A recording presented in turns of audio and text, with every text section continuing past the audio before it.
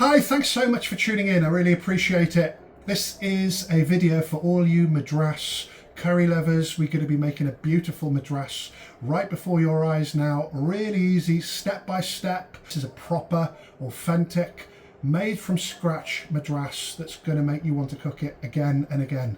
Let's get to the ingredients. We've got a range of whole spices here that we're going to heat up, release their aromatic oils and blend into a fine Madras curry powder. So I'm using quite a heavy bottomed pan, and because we're using a meat dish, we're going to roast these whole spices. And if you are watching and you're a Hindu who eats beef, it does happen, happy Diwali or Indian festival of lights to you. So we're just going to roast those spices for about 2 minutes. We want a gentle flame. You don't want the spices smoking. It really doesn't give a great taste to the flavour. You can hear dogs barking. I was a little bit annoyed about it because the fireworks are annoying the dogs at the moment, but I thought this could go on for a few hours. Nothing is going to get between me and this Madras recipe. So I'm starting to hear a little crackle at the moment. So that's been literally 2 minutes. Now this is the next important step. Put the spices onto something to cool down before you roast them. That's how you're going to get a great taste.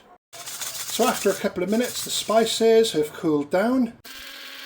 So once those spices have been blended thoroughly, a lot of people complain about grainy consistencies in their curries.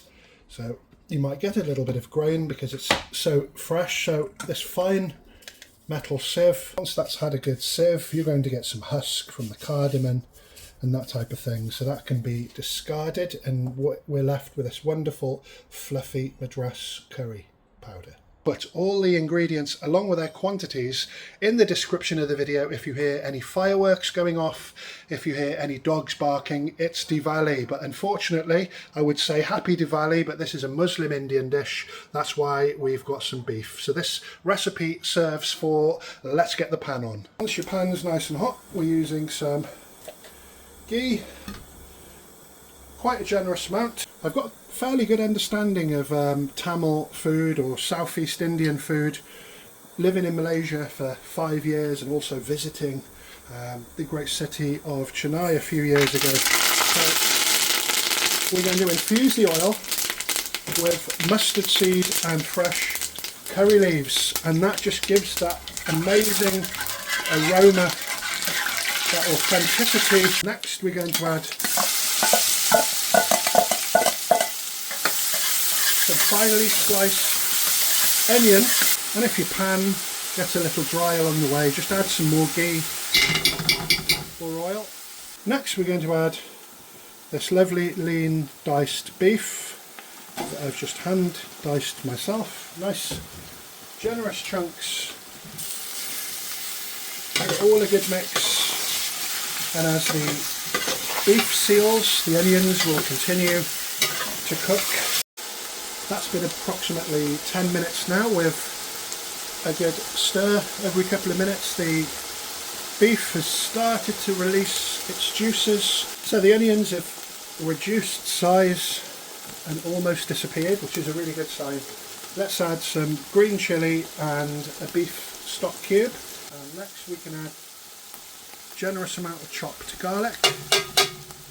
Just need to roast the garlic nice and steamy, and you can see how darker that all looks. Next it's time to add the Madras curry powder that we made earlier, masala powder, salt to taste and turmeric. Give it all a really good stir. Do not burn your spices, make sure you've got enough juices in the bottom of your pan. We've got some tamarind. You saw it in the beginning that it was a blob. I'm using fresh tamarind pulp. I've just added a little bit of water to loosen it up, and that adds a nice sour taste. So next and finally actually we're going to add some freshly blended tomato. And as I mentioned, all the ingredients and their quantities are in the description of the video, because I'm sure you're going to want to cook this again and again once you taste it.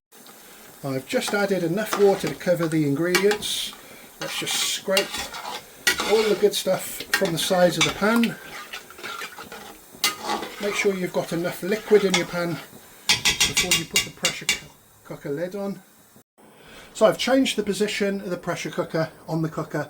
We're on the very small ring now, and I'm just going to put the lid on and finally put the nozzle on. You want it on a very nice gentle simmer for about 45 minutes. After 45 minutes and a little bit of time for the pan to cool down, if you're able to take the lid off, you know it's cooled down sufficiently. So it's nothing that you can't do at home. Give it a good stir. Thanks for watching. Feel free to like, share and subscribe. Leave the video a big thumbs up, and I'll be back for more really soon.